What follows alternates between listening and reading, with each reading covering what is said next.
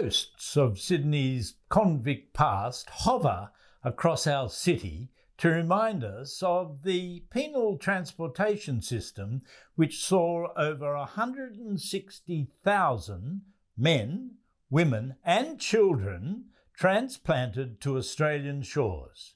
Approximately half were destined to Sydney.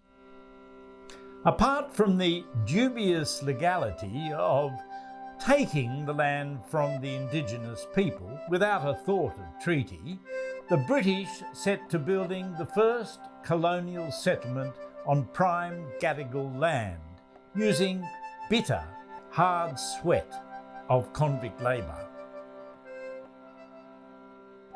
On arrival, the majority of First Fleet convicts were released to fend for themselves, to build rudimentary shelter in the area now known as the Rocks. The system didn't care less whether they returned or not. Good riddance to bad rubbish. But the authorities knew the terrified and hungry convicts would return next morning, and they did. The plan was to build a settlement, in effect a jail town, which would cope with successive arrivals of transports. Convicts were set to work, men, yoked together like cattle, forged through the wild bushland to turn tracks to roads. Gangs in heavy leg irons smashed sandstone to make bricks, and men, skilled or otherwise, laboured to create buildings great and small. Some convict-built buildings remain to remind us of our past, including the Hyde Park Barracks, the Macquarie Street Mint, St James's Church, and the Rum Hospital, which is now part, maybe appropriately, of State Parliament. Labouring under the crack of the whip was fraught with danger, hydration, snakes and spiders, exhaustion, and unforeseen danger. Treated as slave labour, the men were often deprived of adequate food and proper accommodation. They were expendable. More convict ships were always in transit. Later convict arrivals also sweated to carve the impressive Argyle Cut passageway between the rocky peninsula separating the harbour and Millers Point. And across the bay, convicts turned Cockatoo Island, called Warima by the local Indigenous people, into a convict prison and grain depot, and later our first colonial shipyard dry dock. John Cadman's cottage, constructed in 1816 for use by coxswains and ships' crews, has the distinction of being the first building to be erected on the shoreline of the Rocks area and is the oldest surviving Sydney residence.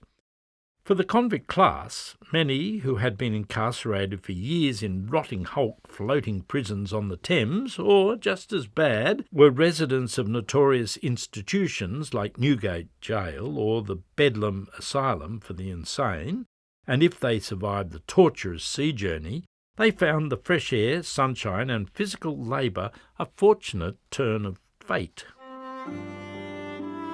Apart from the aching loneliness and thoughts of separation from loved ones, their lives were generally healthier, and of course there was always the hope of eventual freedom. Not that return tickets were readily provided by the system. Physical retribution against their oppressors was impossible, so songs were often used as vehicles for sarcasm and in their own simplistic way captured the essence of the times. One song, simply known as Botany Bay, a new song, pointed to why convicts were transported and reinforced Governor Macquarie's later remark, Australia was settled by people sentenced here and those who should have been. The hulks and the jails have thousands in store, but out of the jail are 10,000 times more, who live by fraud, cheating, vile tricks and foul play, and should all be sent over to Botany Bay. Around 13,000 women were sentenced to Australia. There were also children, some as young as 9 years of age, sentenced to transportation, usually for petty thievery. On arrival, women and children were expected to work. The women and young girls were dispatched to the female factory at Parramatta, where they worked in laundries and fabric repair, or were dispatched as indentured farm workers. Some women, by good fortune or bad luck, were married off to settlers. On Thursdays, at the factory, a parade was held.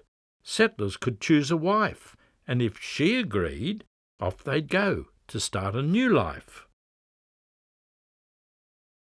The story of Francis McNamara, better known as Frank the Poet, is both colourful and dark.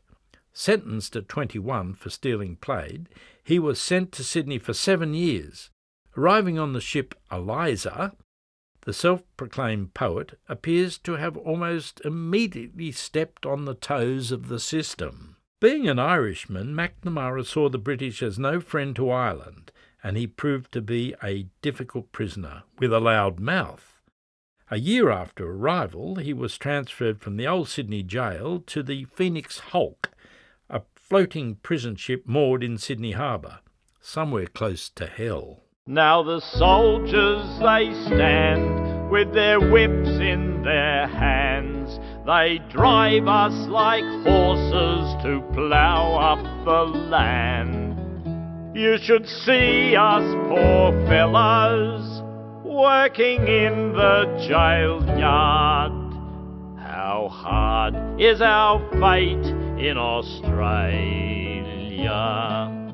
Over his years in Sydney, Frank absconded and was recaptured 3 times.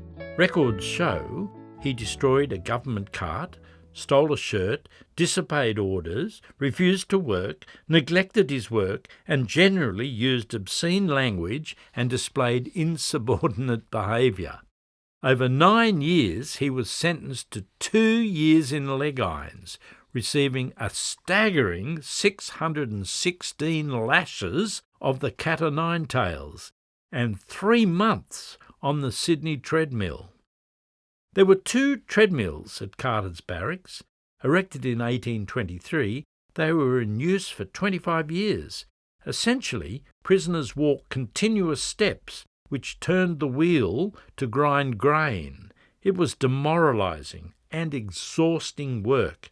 The larger wheel had 36 men at a time, 18 each side. The days were tortuously long, interrupted by 20-minute rest breaks. The convicts jokingly referred to them as their dancing academy. If sentenced to 50 lashes of the cat o' nine tail, a savage whip which could render a man's back to bloodied jelly, the convicts declared they were getting a new red shirt. The laconic Australian sense of humour was no doubt born in these harsh times.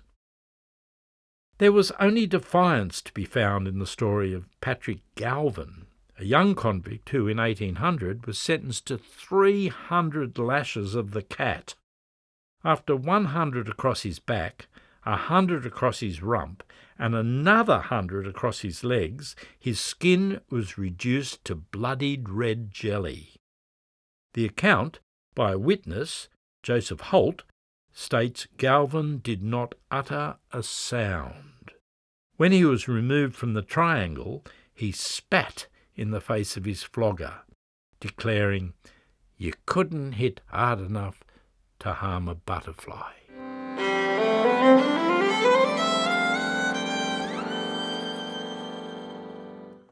In 1842, Frank McNamara escaped custody again and sentenced to life to Van Diemen's Land.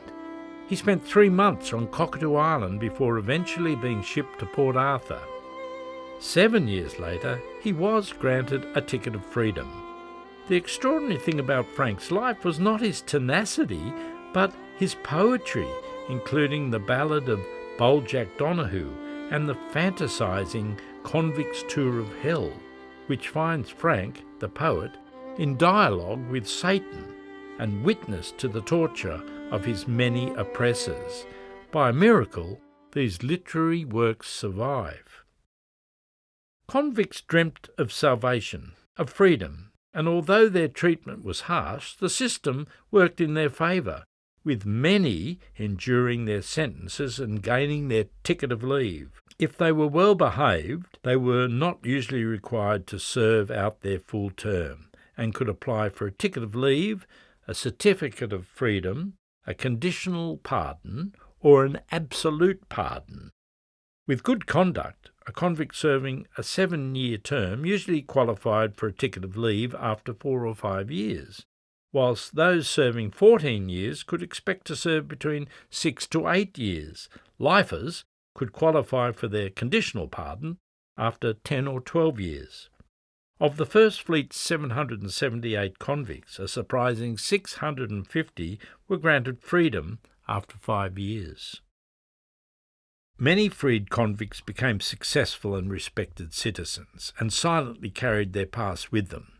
In the Australian bush, it was an unwritten law that you never asked anyone where they came from, in case they carried the convict stain. Although Sydney's convict era left a catalogue of architectural heritage, the system's most important legacy are the millions of Australians who claim convict ancestry. It is estimated 20% of our population, that's over 4 million of us, proudly carry the convict stain.